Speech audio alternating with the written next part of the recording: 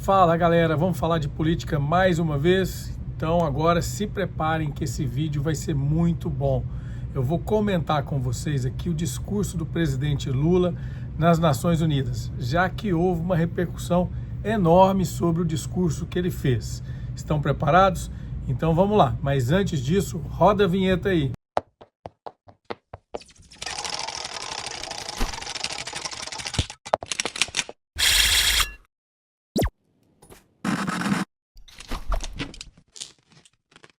Pessoal, o Lula realmente fez um discurso muito acima da média nas Nações Unidas. Agora, lógico que a Assembleia das Nações Unidas, a repercussão teve em relação ao discurso dele, que foi muito forte, combatendo o autoritarismo, mas também teve, lógico, a fala do presidente dos Estados Unidos, Donald Trump, falando que tinham gostado do Lula, que eles tiveram 20 segundos e que ele sentiu uma química muito boa, que ele gosta de fazer negócio com quem ele tem uma química boa, e isso quebrou muito a perna dos bolsonaristas, daquelas pessoas que são mais radicais e que tentam colocar os Estados Unidos acima até mesmo do Brasil, aqueles pessoal que a gente chama de falso patriota.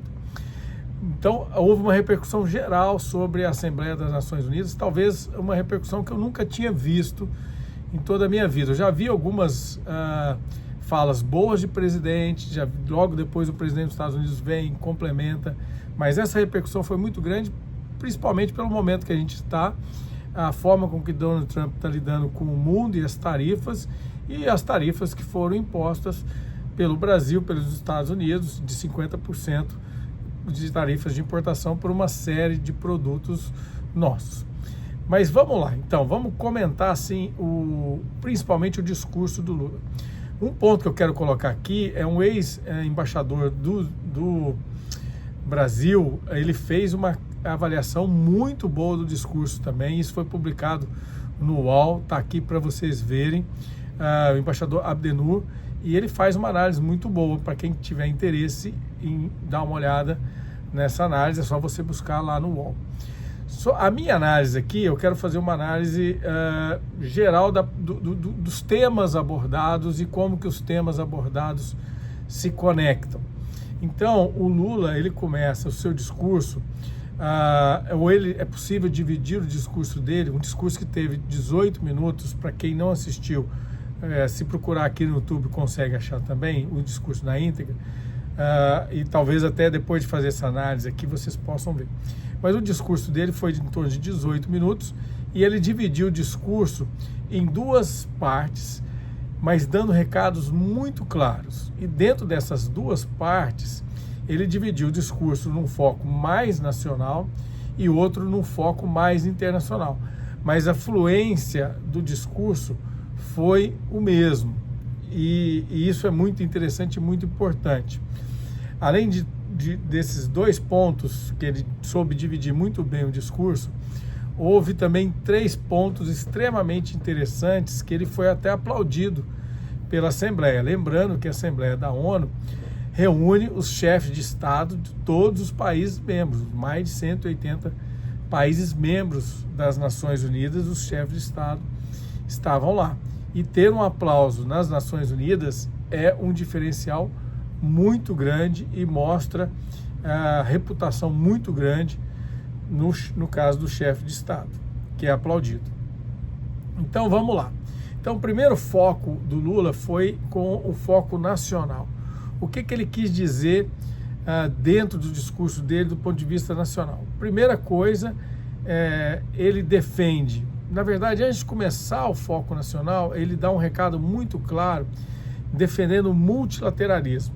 Ele começa a criticar as Nações Unidas, dizendo que ela não está sendo capaz de exercer o seu papel que ela tinha, ou que ela foi criada para, pós-Segunda Guerra Mundial, que era evitar que houvessem conflitos mundiais, evitassem guerras e que permitisse uma maior organização ou melhor relacionamento entre os povos dos diferentes países. Lógico que as Nações Unidas ela tem várias agências que que atuam diretamente na vida de cada pessoa, como, por exemplo, regulação de tráfego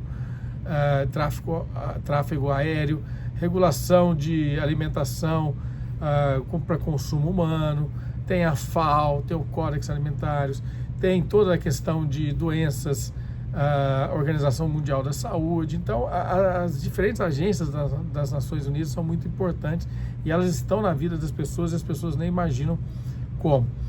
Mas, lógico que o principal objetivo das Nações Unidas e do Conselho de Segurança é evitar conflitos e isso não está sendo possível. Então, as Nações Unidas precisam de uma reforma e esse é o primeiro ponto que o Lula bate, porque ele e o Brasil é favorável ao multilateralismo.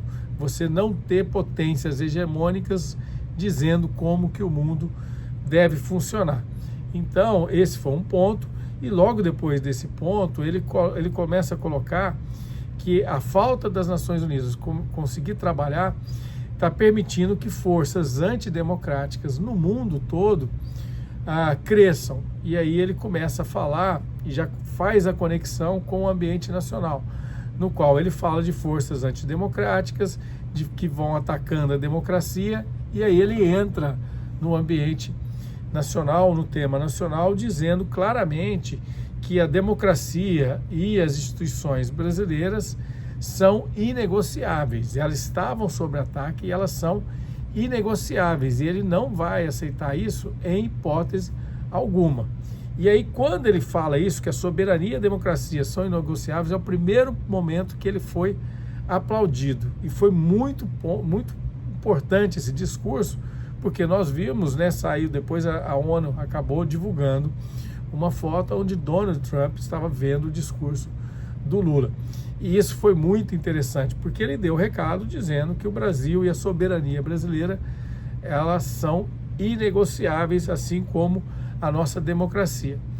Depois disso, ele vai para um ponto muito importante, que a democracia não é apenas ter eleições livres e escolha de governantes. E isso é um ponto fundamental, e é um dos pontos que eu, quando criei esse perfil aqui para falar de planejamento estratégico, administração pública, orçamento, comecei a falar de política, porque é impossível você desconectar a administração pública da política.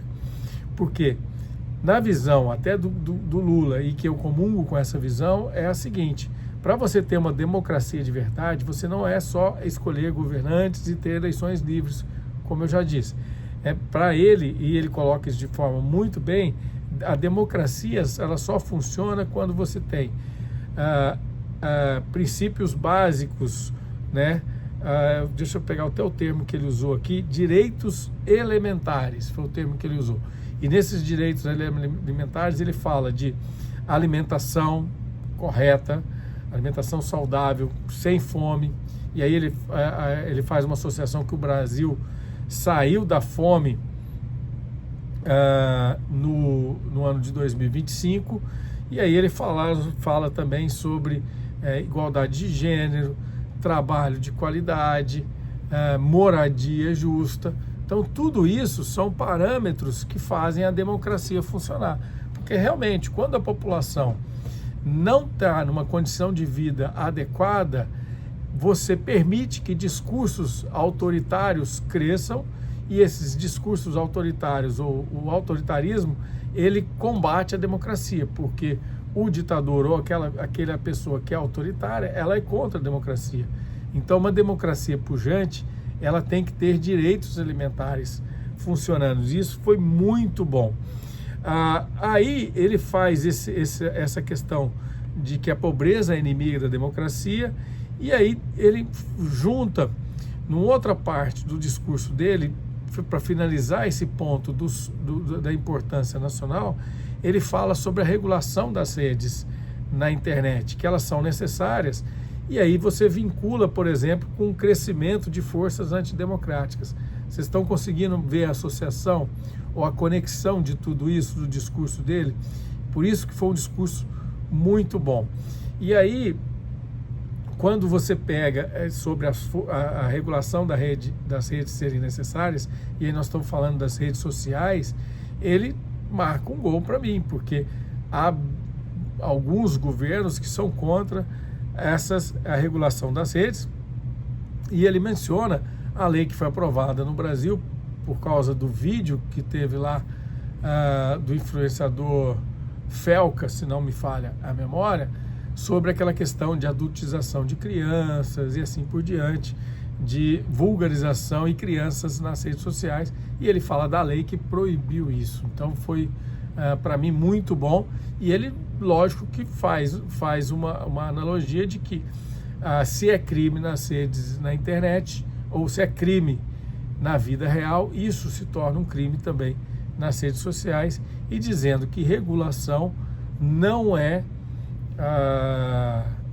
retirada da liberdade de expressão. Então ele fecha o ponto ou o foco nacional do seu discurso nesse sentido. E depois ele vai para um foco internacional do discurso. E ele começa, para mim, indo muito bem e volta lá no início, que ele fala sobre o papel das Nações Unidas em reduzir conflitos.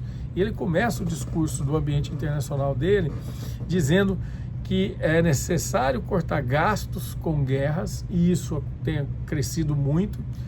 Para vocês terem uma ideia, a União Europeia está fazendo investimento em orçamento militar que nunca foi feito na União Europeia no pós-guerra.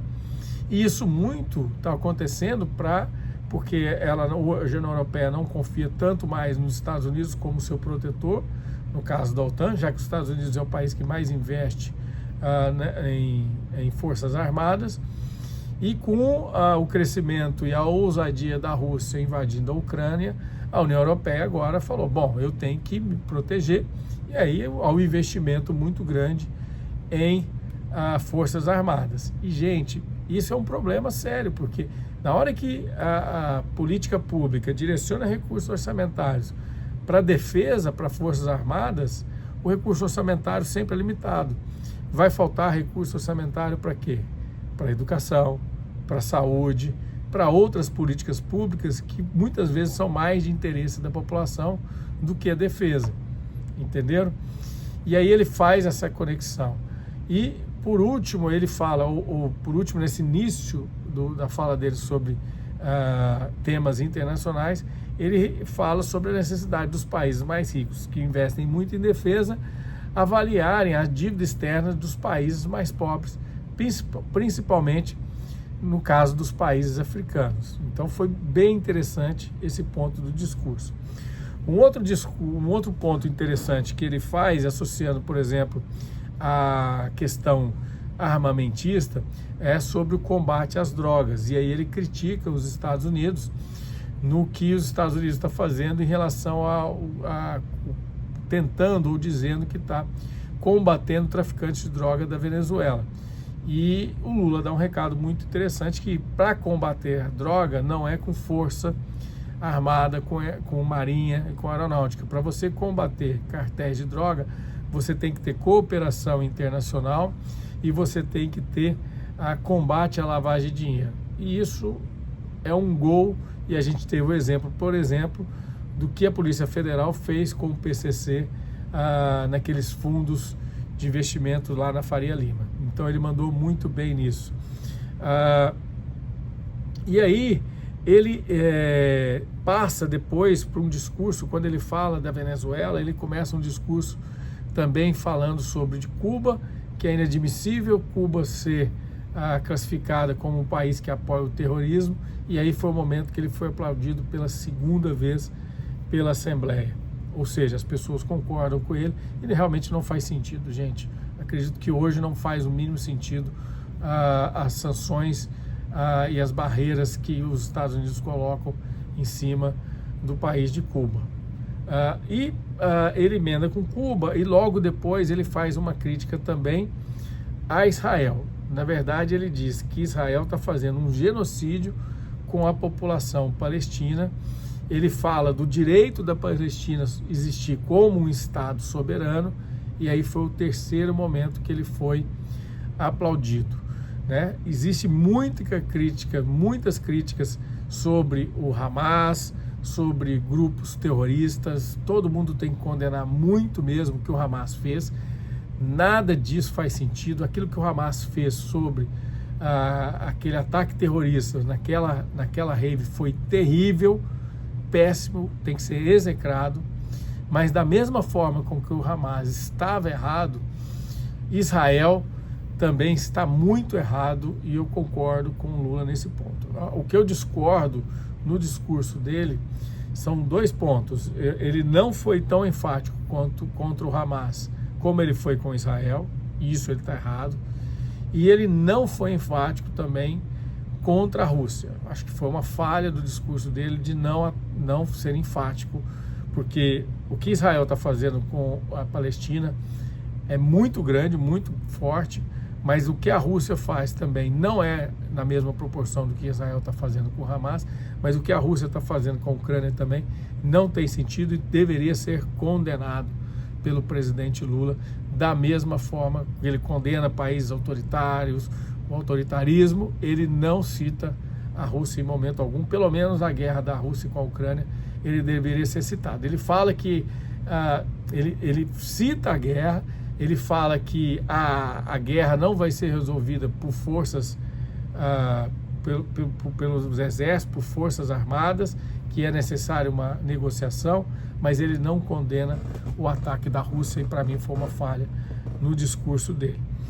E aí ele termina o discurso dele, lógico, chamando o mundo para a COP30, que vai acontecer em Belém do Pará, e aí ele convida e fala de todas as realizações que o Brasil tem feito para a redução ou mitigação da emissão dos gases de efeito estufa, cita os números de desmatamento no Brasil que caíram muito, e caíram muito mesmo, comparado principalmente com o governo Bolsonaro, e ele então faz esse convite e fala da necessidade do mundo ter uma forma de financiar aqueles países que preservam a floresta em pé, que é muito importante para o meio ambiente. Então, gente, com isso eu encerro o vídeo. Eu acredito que foi um gol de letra que o presidente do Brasil fez. E quando você pega,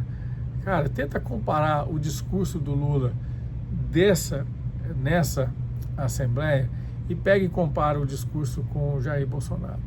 É infinitamente ridícula a diferença entre os dois presidentes. Um atuou como chefe de Estado e o outro, infelizmente, a gente sabe como ele foi parar lá, e justamente por causa desse crescimento, dessas milícias digitais, a falta de regulação na internet, e isso coloca um presidente que hoje é condenado. E eu esqueci de falar, né? Quando ele menciona que não aceita